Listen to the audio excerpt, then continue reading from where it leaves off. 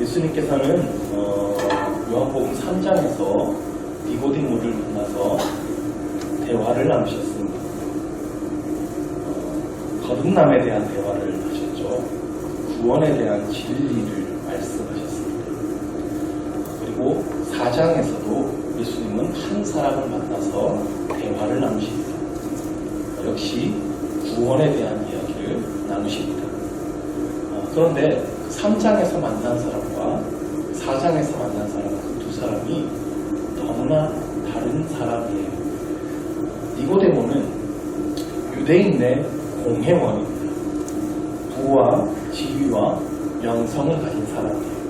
그런데 오늘 이 4장에 나오는 사람은 아무것도 가진 것이 없는 여인입니다. 교육 수준도 사회적인 평판도 완전히 바닥이에요. 사람에 따라서 좀 태도가 달라지는 사람이 있습니다. 좀 사회적인 지위가 있는 사람, 힘 있고 돈 많은 사람, 이런 사람을 만날 때는 막 예의도 바르고 굽신거리기도 하고 그러지만 가난한 사람, 힘없는 사람, 자신에게 별 도움이 되지 않는 그러한 사람들을 만나면 여기 힘이 들어가고 그 사람 거들떠도 보지 않는 그러한 사람이 있죠. 근데 우리 예수님에게는 그러한 모습을 전혀 찾아볼 수가 없습니다. 니고데모를 만나서 대화하실 때나 이 사마리아 여인을 만나서 대화하실 때나 별 차이가 없어요. 똑같이 편안하게 대화하십니다. 그리고 각 사람의 수준에 맞게 잘 알아들을 수 있도록 설명해 주십니다. 사실 여기 사람을 똑같이 대한다는 게 쉬워 보이면서도 쉬운 일이 아니에요. 나에게 이익이 되는 사람과 나에게 해가 되는 사람, 나에게 호의적인 사람과 늘 나의 대척점에 서는 사람, 나와 마음이 잘 맞는 사람과 솔직히 하나도 나하고 마음이 맞지 않는 사람, 우리가 본능적으로 알잖아요. 근데 그 둘을 똑같이 대한다는 게 정말 쉽지가 않죠. 우리 마음에서 자꾸 거부감이 들죠. 그런데 예수님께는 전혀 그런 모습이 없어요. 그야 뭐 예수님이니까 그렇지 뭐 하고 넘길 수 있는 문제는 아닙니다. 우리도 그러한 예수님의 모습을 닮아야죠. 예수님은 사람을 겉모습으로 판단하지 않으셨습니다. 사람의 마음속 중심을 보시는 분이시기 때문에 겉모습만 보면 이 사람이 저 사람보다 더 나아 보일 수 있어요. 그런데 사람의 속을 보면 똑같다라는 사실을 예수님께서 하셨기 때문입니다. 이스라엘 민족의 지도자인 니고데모나 작은 시골 마을에서 손가락질이나 받으며 사는 한 여인이나 그 마음속을 들여다보니 똑같은 문제를 겪고 있더라는 겁니다. 그러니 똑같이 대하시는 것이죠. 잘 사는 사람이든 못 사는 사람이든 똑같습니다. 삶의 수준 차이는 좀 있을지 몰라도 영혼의 수준 차이는 없어요. 다 저마다 외로움이 있습니다. 마음이 아주 메말라 있어요. 상처 때문에 괴로워하고 위로받지 못해서 힘들어합니다. 어느 찬양의 가사처럼 그들은 모두 주가 필요해. 예수님이 필요한 것이죠. 그들에게 똑같이 예수님을 전해주어야 합니다. 예수님을 통해 거듭날 수 있도록 해주어야 되고요. 예수님 안에 있는 그 생명수를 맛보게 해줘야 하는 것입니다. 우리가 이것만 알아도 사람을 차별하지 않게 될 것 같습니다. 겉으로 보는 것과 다르게 사람이 다 똑같다. 똑같이 외롭고 똑같이 힘들고 똑같이 고민하고 똑같이 예수님이 필요한 존재라는 사실을 우리가 인식해야 하는 것입니다. 특별히 교회는요, 낮은 자, 소외된 자에게 관심을 기울여야 돼요. 그들이 그래도 좀 더 외롭기 때문입니다. 그리고 그들 안에는 예수님께서 그 복되다고 하신 가난한 마음이 있기 때문입니다. 예수님이 아니면 내 인생에 답이 없다는 그 가난한 마음. 그래서 예수님의 관심은 늘 가난한 자, 병든 자, 소외된 자에게 있었어요. 자, 우리가 오늘 우리 본문을 5절부터 읽었는데요. 1절 말씀을 한번 보실까요? 1절을 보시면 예수께서 제자를 삼고 세례를 베푸시는 것이 요한보다 많다는 말을 바리새인들이 들은 줄 주께서 아신지라. 지난주에 살펴봤지만 이 예수님께서 유대 지역으로 가셔서 세례를 베풀기 시작하셨어요. 사실은 예수님이 아니라 예수님의 제자들이 세례를 대신 베푼 것이죠. 어쨌든 그 유대 지역에서 예수님께서 사역을 시작하신 거예요. 그리고 그곳은 세례 요한이 세례를 베풀던 곳에서 그리 멀지 않은 곳이었어요. 처음에는 세례 요한에게 정말 많은 사람들이 몰려들었었는데요. 시간이 갈수록 예수님에게 점점 더 많은 사람들이 몰려갑니다. 그래서 세례 요한의 제자들이 요한한테 가서 큰일 났다고 대책을 세워야 된다고 얘기했었죠. 자, 그런데 이 소식을 지금 바리새인들도 들었다는 겁니다. 바리새인이 이 소식을 들었다는 것을 예수님도 알게 됐습니다. 바리새인은 늘 예수님의 대척점에 서 있던 사람들입니다. 이들은 자신들이 가지고 있던 그 종교적인 기득권을 빼앗기기 싫어합니다. 사람들이 자신들이 아닌 다른 누군가를 따르고 막 칭송하고 그러면 그렇게 싫어해요. 그래서 그 사람의 흠을 찾고 책을 잡아서 무너뜨리려고 하죠. 세례 요한의 사역이 사람들한테 막 인기를 끄니까 바리새인들이 세례 요한에게 몰려왔었죠. 넌 누구냐? 어디서 왔냐? 저기 책이 뭐냐? 막 따져 물었습니다.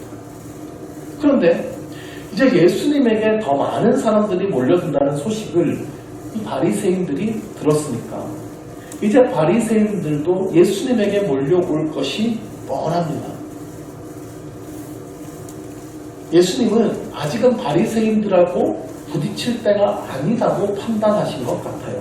그래서 3절 말씀을 보면 유대를 떠나서 다시 갈릴리로 가실세라고 되어 있습니다. 예수님께서 그 땅을 떠나셨어요. 그리고 예수님께서 주로 사역하시는 사역지였던 갈릴리 지방으로 가시죠. 예수님은 거의 그러셨습니다. 자신을 거부하는 사람이나 거부하는 지역이 있으면 그냥 다른 곳으로 가셨어요. 복음을 받아들이는 다른 사람에게 복음을 전합니다. 하나님의 일을 하다가 경쟁이나 분쟁이 일어나는 것을 원하지 않으셨습니다. 경쟁이나 분쟁은 사탄이 좋아하는 일이에요. 아무리 하나님의 일이라고 해도 경쟁과 분쟁은 피해야 됩니다. 이걸 피해서 내가 한 발 양보한다고 지는 게 아니에요. 손해보는 게 아닙니다. 다른 곳에도 우리가 복음을 전해야 할 것은 많습니다. 그리고 우리의 목적은 오직 하나님을 영화롭게 하는 것, 예수 그리스도를 전하는 것, 이게 돼야 되는 거예요. 그러면 지난주에도 말씀드렸듯이 누가 우리보다 더 잘 된다고 시기하고 질투할 일이 없는 겁니다. 함께 기뻐할 수 있는 것이죠. 예수님은 다른 곳으로 향하십니다. 그 갈릴리 지역입니다. 유대 지역에서 갈릴리로 가는 여러 갈래길이 있습니다. 그 중에서도 유대인들은 꼭 저 요단강을 건너서 삥 둘러서 갈릴리 지역으로 올라갔습니다. 가장 빠른 길은 직선으로 쭉 올라가는 길이죠. 그런데 유대인들은 절대 그 길로 가지 않습니다. 거기에는 사마리아 지역이 있기 때문에요. 이 사마리아는 슬픈 역사를 가지고 있습니다. 수백 년 전에 이 북이스라엘이 아수르에게 패망했어요. 아수르는 넓은 지역을 통치하던 제국이었는데요. 당시에는 그 넓은 지역을 효과적으로 통치하기가 참 어려웠죠.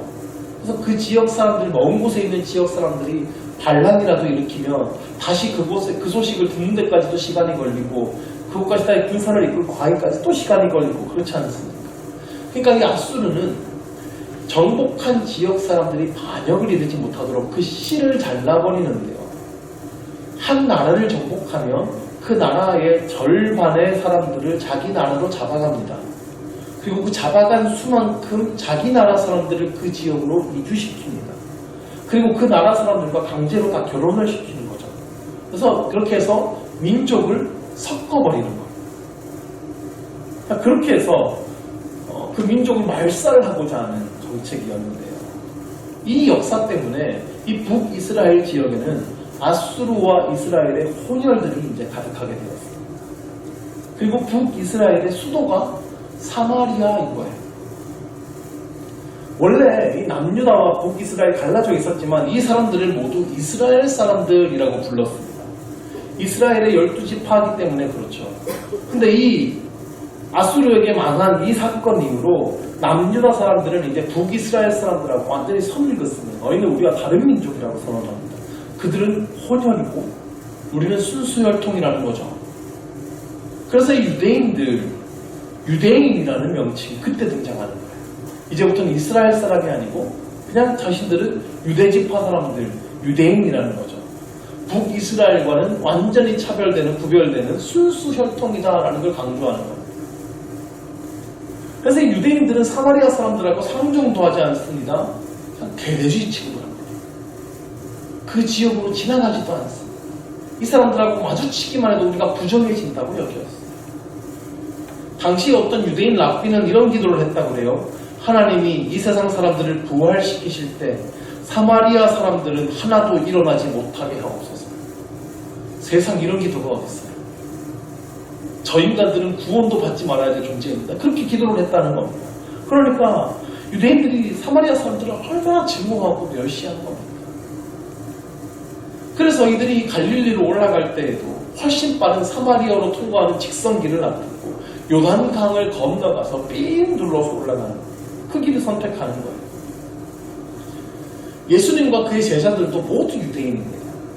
그러니까 예수님께서 지금 유대에서 갈릴리 지역으로 간다고 하셨으니까 당연히 요단강을 건너서 가는 그 길로 간다고 생각했을 겁니다. 항상 그 길로 다녔으니까요. 근데 오늘 4절을 보시죠. 사마리아를 통과하여야 하겠는지라. 예수님의 강한 의지를 표현한 구절입니다. 예수님께서 지금 꼭 사마리아로 가야겠다라고 하셨다는 겁니다. 제자들은 예수님 왜 이 길로 가십니까? 이리로 가면 안 돼요. 이쪽 길은 아니죠 라고 말렸는데도 예수님은 나는 반드시 오늘 이 길로 꼭 가야 되겠다라고 고집을 부리셨다는 거예요. 그럼 이유가 뭘까요? 단순히 그 길이 빠르기 때문일까요? 그보다는 이 길에 꼭 만나야 하는 사람이 있었기 때문이겠죠. 이 수가성의 한 여인을 만나야만 한다는 이 분명한 목적을 가지고 예수님은 이 길로 가신 겁니다. 예수님께는 이 수가성에 가셔서 이런 말씀을 하셨습니다. 4장 34절에 나의 양식은 나를 보내신 이의 뜻을 행하며 그의 일을 온전히 이루는 이것이니라. 하나님의 뜻을 온전히 이루는 것. 사마리아에 가셔서 반드시 이루어야 될 하나님의 뜻이 있었다는 겁니다. 그것이 바로 사마리아에 가서 한 여인을 만나는 그 일입니다. 그리고 그 여인을 통하여서 이 사마리아 지역에 복음을 전하셨어요. 그게 다예요. 예수님은 그 한 일을 위해서 이 여인을 만나기 위해 사마리아로 찾아가신 것입니다. 자, 그러면 예수님께서 만난 이 여인이 어떤 여인이죠? 이 여인이 사마리아의 수가라는 작은 동네에 살고 있습니다. 수가에서 2km 떨어진 곳에 야곱의 우물이라는 곳이 있습니다. 이곳이 창세기에 나오는 세겜이라는 지역입니다. 새벽에 나오시는 분들은 이 세겜이라는 지명에 대해서 좀 익숙하실 겁니다. 야곱이 세겜이라는 도시의 앞에 밭을 돈을 주고 샀어요. 그리고 나중에 요셉이 이 야곱이 샀던 그 세겜 앞 땅에 묻히게 됩니다. 자, 여기에 역사와 전통을 자랑하는 우물이 있었는데요. 이 우물을 후대 사람들이 야곱의 우물이라고 이름을 붙였어요. 자, 지금 이곳에 예수님께서 앉으신 겁니다. 때가 만 12시쯤 됐죠. 자, 유대 사회에서는요, 보통 이 시간에 먼 길을 이동하지 않습니다. 너무 덥기 때문이에요. 이 정오에는 이 땡볕이 너무 더워서 가축도 사람도 쓰러질 수 있습니다. 그래서 선선한 아침이나 저녁 시간에 이동을 합니다. 그런데 예수님은 이 정오, 이 시간에 비진땀을 흘리면서 그 뜨거운 길을 걸어오셨어요. 그리고 마침내 그 정오의 이 목적지인 우물에 도착을 하셔서 여기에 털썩 앉으신 겁니다.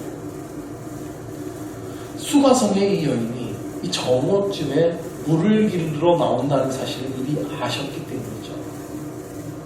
이게요, 여기서 만나야 될 사람이 정말 대단하고 중요한 사람이라면 이해할 만합니다. 근데 수가성의 여인은 그럴 만한 인물이 아니었죠. 결혼을 5번이나 한 부끄러운 경력을 가진 여인입니다. 지금도 결혼식도 올리지 않고 어느 남자와 동거 생활을 하고 있습니다. 당시 사람들의 문화에 비춰봐도 매우 특수한 경우인 거예요. 아마 이 여인은 최하위층의 생활을 하고 있었을 것입니다. 손바닥만한 이 수가라는 동네에서 이 여인이 받았을 수모는 상상을 뛰어넘는 수준이었을 것입니다. 전부 사람들이 손가락질을 했을 거예요. 동거하는 남자 외에는 이야기할 사람들도 없었을 것입니다. 누구 하나 찾아갈 사람도 없고 찾아오는 사람도 없고. 심리학자들의 연구가 있어요. 한 사람이 정상적인 수준의 정서를 유지하려면 그래도 맘 놓고 이야기를 나눌 사람이 최소한 6명은 있어야 된다고 그래요. 6명 있으세요? 이 여인에겐 이런 6명이 없었을 겁니다. 한 명도 없었을 거예요. 그러니까 아무도 오지 않는 대낮에 혼자 물을 길러 나오죠. 대인관계가 파탄났다는 거고 이 여인의 마음속 정서 상태도 파탄났다는 겁니다. 예수님은 바로 이 여인을 만나기 위해서 아무도 가지 않는 사마리아 길로 가신 겁니다. 그리고 이 여인을 만나셔서 이 여인에게 생수를 주겠다고 말씀하시고 마셔도 영원히 목마르지 않는 생수. 내가 주는 물은 바로 그 물이라는 거예요. 근데 여기서 생수는 단순한 이 물이 아니었죠. 자, 이 본문에 대해서 지난 11월 초 주일 낮에 자세히 설명드린 적이 있습니다. 기억하시겠죠? 네. 그러면 오늘은 이 생수와 구원 이거에 대해서 자세한 설명을 하지 않겠습니다. 예수님이 주시는 생수라고 하는 것은 예수님이 주시는 구원을 의미합니다. 그래서 구원이란 단순히 영혼이 구원받는 것, 우리가 죽어서 천국 가는 것을 말하는 것만이 아닙니다. 그 속에서 솟아나는 생물이 될 것이라고 하셨습니다. 예수님께서 우리 안에 거하시는 것을 말합니다. 하나님께서 우리 속에 거하심으로 그 속에서 솟아나는 기쁨, 평안을 얻게 된다는 것입니다. 그래서 더 이상 바깥에서 찾지 않아도 되는 세상의 것에 목말라 하지 않아도 되는 참된 기쁨을 얻게 된다는 것입니다. 이 여인이 그토록 목말라 하던 그 고통에서 자유함을 얻게 됩니다. 참된 구원을 약속하신 것입니다. 이 사마리아 여인은 예수님을 만나고 나서 예수님이 바로 그 성경에 예언된 그리스도라는 것을 알아챘습니다. 그러나 즉시 물통을 버려두고 동네를 향하여 달려갑니다.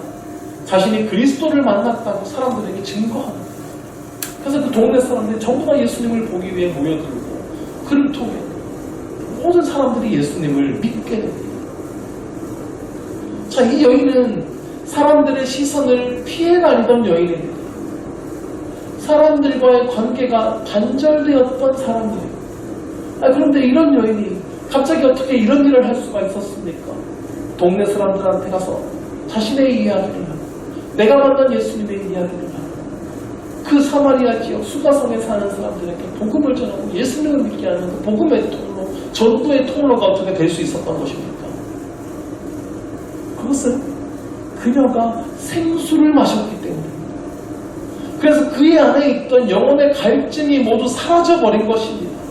그녀의 안에 있던 모든 문제들이 해결을 받았어요. 죄책감과 열등감이 사라졌습니다. 우울증이 사라졌습니다. 미움과 증오도 사라졌습니다. 그녀의 마음속에 쳐놓았던 사람들을 향한 그 단단한 견고한 벽들이 다 무너져 버린 거예요. 우리들의 대부분은 이 수가성의 여인보다는 나은 상황에 살고 있다고 할 수 있을 겁니다. 그러나 어딘지 모르게 이 여인과 내가 비슷하다고 느끼는 부분이 있을지 모릅니다. 그것은 마음의 갈증, 영혼의 목마름입니다. 돈을 아무리 벌어봐도 해결되지 않는 갈증, 아무리 즐겨봐도 없어지지 않는 그 갈증. 교회는 왔다 갔다 다니지만 은혜를 받지 못하는 영혼의 갈증입니다. 그렇다면 수가성의 이 여인을 찾아오신 예수님을 만날 수 있기를 간절히 바랍니다. 생수의 근원이 되시는 예수님을 만나십시오. 우물가에 찾아오셔서 이 여인을 구원하신 예수님께서는 반드시 여러분에게도 영원히 마르지 않는 생명수를 허락하여 주실 것을 믿습니다. 오늘 말씀을 통해 또 한 가지를 기억합시다. 예수님이 찾아가신 그 사람이라면 우리도 그를 찾아가야 됩니다. 혹 우리 주변에 이 수가성의 여인과 같은 사람이 있지는 않습니까? 세상의 것으로부터 채워지지 않아서 목말라 하고 있는 사람, 세상으로부터 소외되고 손가락질 당하는 사람, 그 사람이 아무리 천하고 더러운 여인일지라도 주님이 찾아가시는 사람이라면 우리도 찾아가야 합니다. 아무도 가지 않는 그 길, 누구도 말리는 그 길, 땡볕의 그 길을 걸어가신 예수님처럼 우리도 그 길을 뚫고 찾아가야 한다는 것입니다. 예수님의 눈길은 언제나 낮은 곳을 향하고 있기 때문입니다. 예수님을 본받아 우리도 우리 주변에 있는 소외된 자, 사마리아 여인과 같은 갈증을 느끼고 있는 자들에게 생수의 근원 되신 예수님을 소개해 줄 수 있게 되기를 간절히 축원합니다.